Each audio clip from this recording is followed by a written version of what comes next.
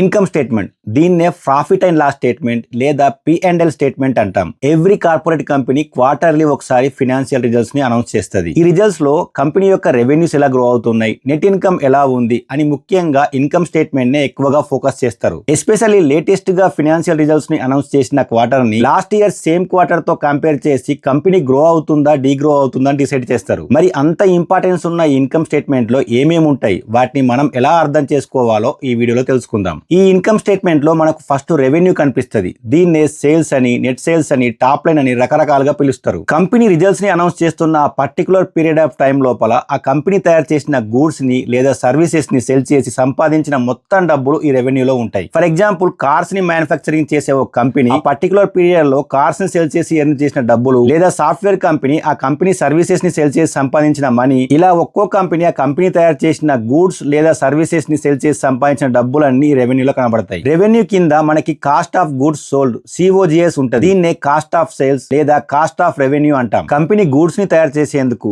లేదా సర్వీసెస్ ను డెలివరీ చేసేందుకు అయిన డైరెక్ట్ కాస్ట్ అంటే కంపెనీ పెట్టిన డైరెక్ట్ ఖర్చులన్నీ ఈ COGS లో ఉంటాయి. ఫర్ ఎగ్జాంపుల్ రా materials, direct labour salaries and factory energy cost like utilities, ఇటువంటి ఖర్చులన్నీ COGS లో ఉంటాయి. కంపెనీకి వచ్చిన రెవెన్యూలో నుంచి కంపెనీకి డైరెక్ట్ ఖర్చు అయిన ఈ COGS ని మైనస్ చేస్తే మనకు గ్రాస్ ప్రాఫిట్ వస్తుంది. ఈ గ్రాస్ ప్రాఫిట్ అనేది కంపెనీ ఎంత ఎఫిషియెంట్ గా పనిచేస్తుందో మనకు ఇండికేట్ చేస్తుంది. అండ్ ఈ గ్రాస్ ప్రాఫిట్ ని కంపెనీ యొక్క రెవెన్యూతో డివైడ్ చేసి 100 తో మల్టిప్లై చేస్తే మనకు గ్రాస్ మార్జిన్స్ వస్తాయి. ఒక కంపెనీ యొక్క గ్రాస్ మార్జిన్స్ ఎంత ఎక్కువగా ఉంటే ఆ కంపెనీ అంత మంచిగా పర్ఫామ్ చేస్తుందన్నట్టు. సో ఇప్పటిదాకా మనం కంపెనీ యొక్క revenues, COGS, gross profit and gross margins గురించి తెలుసుకున్నాం. ఈ గ్రాస్ ప్రాఫిట్ కింద ఆపరేటింగ్ ఎక్స్పెన్సెస్ ఉంటాయి. కంపెనీకి ఇందాక చెప్పుకున్నట్టు డైరెక్ట్ కాస్ట్ కాకుండా బిజినెస్ ను రన్ చేయడానికి అంటే ఆపరేషన్స్ కి డబ్బులు అవసరం అవుతాయి. ఈ కాస్ట్ నే ఆపరేటింగ్ ఎక్స్పెన్సెస్ అంటాం. ఫర్ ఎగ్జాంపుల్ కంపెనీ యొక్క ప్రొడక్ట్స్ ని మార్కెటింగ్ చేయడానికి, అడ్వర్టైజింగ్ కి, ఆఫీస్ రెంట్ కి, సేల్స్ చేసిన వాళ్ళకి కమిషన్స్ ఇవ్వడానికి,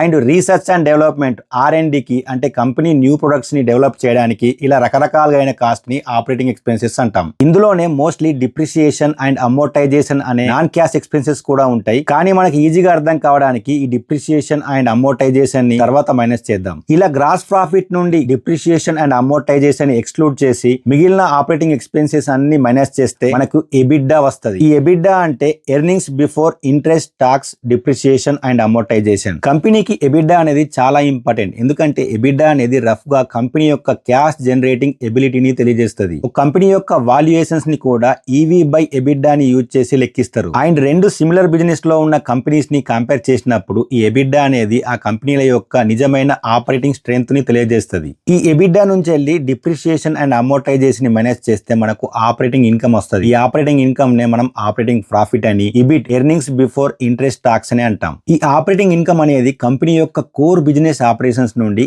ఎంత ప్రాఫిట్ ని సంపాదించిందో అంటే కంపెనీ పే చేసే interest, talks and non operating items ముందు ఎంత ప్రాఫిట్స్ ని సంపాదించిందో తెలుపుతుంది. అండ్ ఈ ఆపరేటింగ్ ప్రాఫిట్స్ ని రెవెన్యూతో డివైడ్ చేసి 100 తో మల్టిప్లై చేస్తే మనకు ఆపరేటింగ్ ప్రాఫిట్ మార్జిన్స్ వస్తాయి. ఈ ఆపరేటింగ్ ప్రాఫిట్ మార్జిన్స్ కూడా మనకు ఒక ఇంపార్టెంట్ మెట్రిక్ గా యూజ్ అవుతుంది. ఈ ఆపరేటింగ్ ప్రాఫిట్ కింద మనకు నాన్ ఆపరేటింగ్ ఐటమ్స్ కనబడతాయి. దీన్నే మనం అదర్ ఇన్కమ్ లేకపోతే అదర్ ఎక్స్పెన్సెస్ అంటాం. ఇందులో కంపెనీ తీసుకున్న అప్పు మీద కట్టే ఇంట్రెస్ట్ ఎక్స్పెన్సెస్ ని మైనస్ గా, కంపెనీ తన దగ్గర ఉన్న డబ్బుల్ని ఎక్కడైనా ఇన్వెస్ట్ చేస్తే దాని మీద వచ్చే ఇంట్రెస్ట్ ఇన్కమ్ ని ప్లస్ గా చూపిస్తారు. అండ్ కంపెనీ యొక్క అసెట్స్ ని అమ్మితే వచ్చిన ప్రాఫిట్ అండ్ లాస్ ని, ఇంకా ఏదైనా సెటిల్మెంట్స్ లైక్ లా సూట్స్ లేకపోతే ఏదైనా వన్ ఆఫ్ లు ఉంటే వాటిని ఈ నాన్ ఆపరేటింగ్ ఐటమ్ లో మెన్షన్ చేస్తారు. ఇలా ఆపరేటింగ్ ఇన్కమ్ కి నాన్ ఆపరేటింగ్ ఇన్కమ్ ని యాడ్ చేసి నాన్ ఆపరేటింగ్ ఎక్స్పెన్సెస్ ని మైనస్ చేస్తే మనకు ప్రాఫిట్ బిఫోర్ ట్యాక్స్ PBT వస్తుంది. దీన్నే ఇన్కమ్ బిఫోర్ ట్యాక్స్ అని కూడా అంటాం. ఈ ప్రాఫిట్ బిఫోర్ ట్యాక్స్ PBT నుండి ట్యాక్స్ ని మైనస్ చేస్తే మనకు ప్రాఫిట్ ఆఫ్టర్ ట్యాక్స్ వస్తుంది. దీన్నే net profit or bottom line of income అంటాం. రెవెన్యూ అనేది ఇన్కమ్ స్టేట్మెంట్ యొక్క టాప్ లైన్ అయితే నెట్ ప్రాఫిట్ అనేది ఇన్కమ్ స్టేట్మెంట్ యొక్క బాటమ్ లైన్. అండ్ ఈ నెట్ ప్రాఫిట్స్ ని రెవెన్యూతో డివైడ్ చేసి 100 తో మల్టిప్లై చేస్తే మనకు నెట్ ప్రాఫిట్ మార్జిన్స్ వస్తాయి. సో ఫైనల్ గా నెట్ ప్రాఫిట్ నెంబర్ పాజిటివ్ గా ఉంటే కంపెనీ ప్రాఫిట్ లో ఉన్నట్టు, నెగటివ్ గా ఉంటే కంపెనీ లాస్ లో ఉన్నట్టు. ఇది ఇన్కమ్ స్టేట్మెంట్ గురించి. ఈ ఇన్కమ్ స్టేట్మెంట్ లో ఉన్న రెవెన్యూ మీద,